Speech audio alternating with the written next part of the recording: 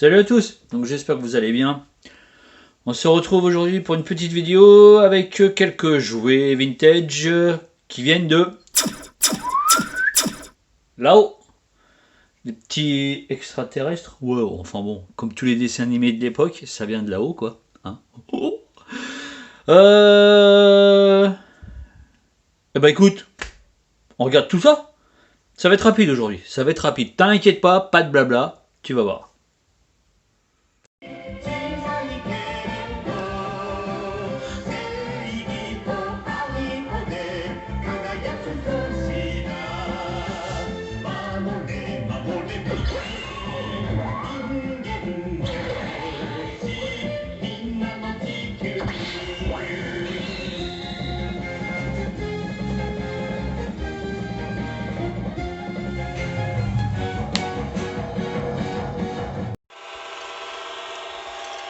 Donc, tu vas vite reconnaître. Après, ça dépend de quelle année que tu es. Ça. Est-ce que ça...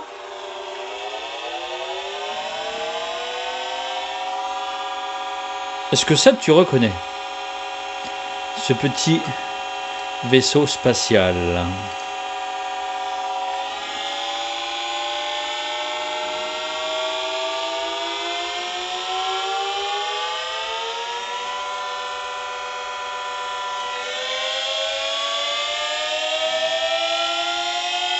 Il va exploser le machin, il va exploser.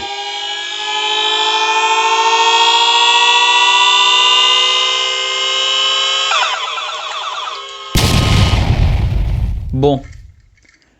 Alors, les vrais de l'époque ont reconnu le fake. Ce n'était pas ce vaisseau-là.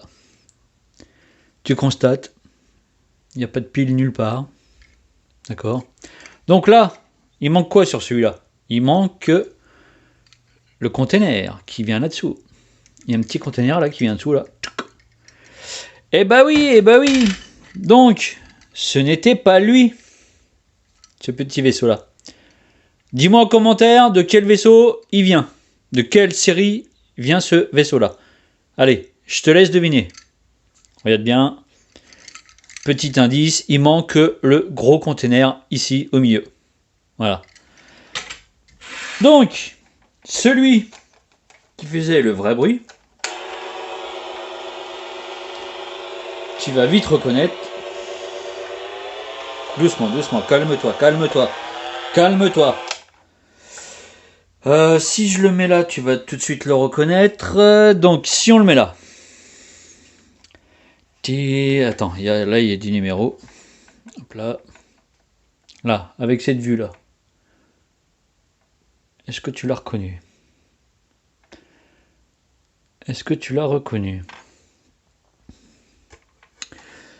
Bon là forcément hein, les petites ailes qui se déplient ici ne sont plus là. Mais franchement, vu l'époque, il est en état de marche et il est superbe. Là, si je te donne les petits numéros comme ça, et je peux te dire que le coco... Alors attends. Toujours une référence, toujours une référence, blablabla. Donc, comme il faut toujours une référence, la règle de 30 cm, tu constates. Bon, je travaille pas chez Claude Robin, hein. Bon, bref. La règle de 30 cm, ok, elle est largement dépassée. Tac. Ça, c'est pour te donner la petite référence, comme d'habitude. Bon, allez, je te fais pas attendre plus longtemps. Celui-là, c'est le Starbird. Et j'ai eu de la chance d'en trouver un qui fonctionnait. Franchement, rappelle-toi. Les petites loupiottes qui fonctionnent. Donc, lui, c'est lui. Ce n'était pas stressant du tout pour les parents. Mais pas du tout. Tout va bien.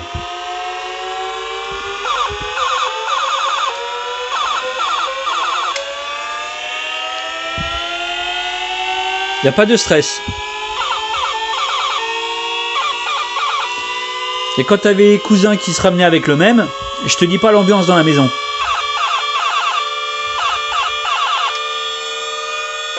C'est bon, il est à fond là? Bah ouais, le problème c'est que un coup qu'il est en haut, il redescend pas. Ou alors il a peut-être un défaut celui-là, je sais pas. Dites-moi en commentaire si quand on le met vers le bas, est-ce que le son baisse ou pas?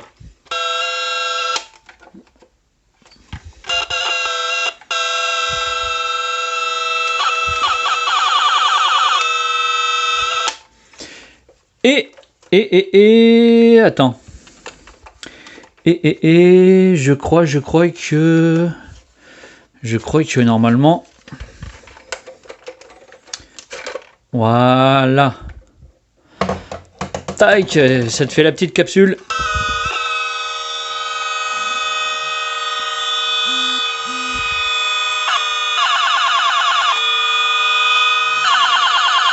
C'est pas stressant, hein? Starbird.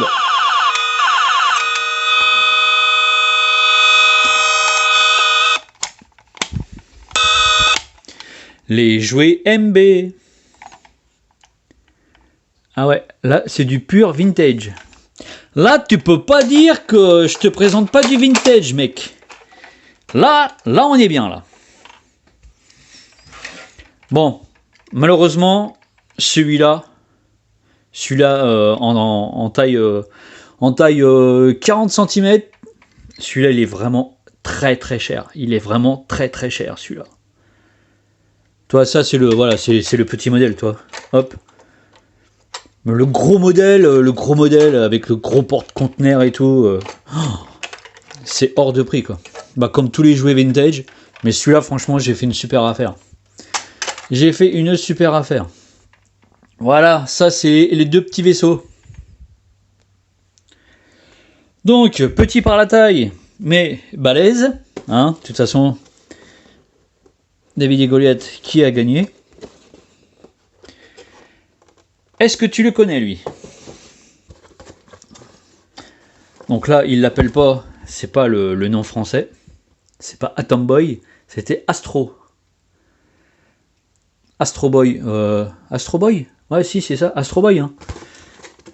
Taille, donc là, c'est japonais hein, dans tous les sens. Toi, Japon. Celui-là, c'est 94, il me semble. 93, 94. Voilà, donc ça, c'est une maquette. Du coup, je vais en déballer qu'une seule.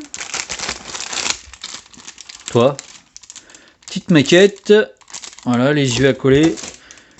Il va falloir faire un petit peu de peinture. Toi. Hop. Comme ça, ça va me faire un essai pour les peintures à venir. Tu vas voir si je te dis... Non, je te dis pas tout de suite. On va attendre un petit peu. Donc, j'ai de la peinture à faire. Donc là, j'ai testé avec des... On m'a fait des vaisseaux... On m'a fait des vaisseaux avec une imprimante 3D. Mais la peinture que j'ai, la peinture acrylique pour maquette, ne tient pas dessus. Alors, dites-moi les professionnels des maquettes. Est-ce que la maquette pour la peinture... Oh, excusez-moi, la peinture...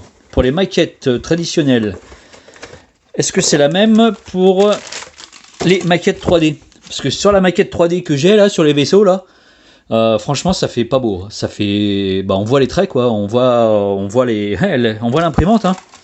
On voit les traces de l'imprimante. Donc ça, c'en est un autre, voilà, en position décollage. Mais celui-là, je vais pas le déballer, je vais le laisser dans son emballage, je vais en peindre qu'un seul. De toute façon, je vais te faire voir étape par étape. Voilà, c'est celui-là que je vais faire. Donc dites-moi, parce que je vais avoir beaucoup de peinture à faire. Donc la peinture à l'eau, ça ne tient pas sur les imprimantes 3D. Tout ce qui est imprimé en 3D, ça tient pas. Ça fait vraiment pas beau. Ça remplit pas quoi, ça remplit pas les stries quoi. Donc je vais essayer avec cette maquette là. Sinon je prendrai pas de la peinture acrylique, je prendrai une autre. Tu sais celle qui sent mauvais là, comment que ça s'appelle? Bon bref, tu m'as compris. Donc je te déballe celui-là et puis je vais essayer de le mettre en peinture avec la peinture acrylique, la peinture à l'eau que j'ai quoi. Normalement, il y a marqué voilà peinture pour maquette, mais sur les vaisseaux imprimés 3D, ça ne tient pas du tout. Enfin, ça tient, mais ça fait pas beau du tout. Donc là, je vais faire un essai sur Astro Boy et on se retrouve après peinture. Tu verras ce que ça donne.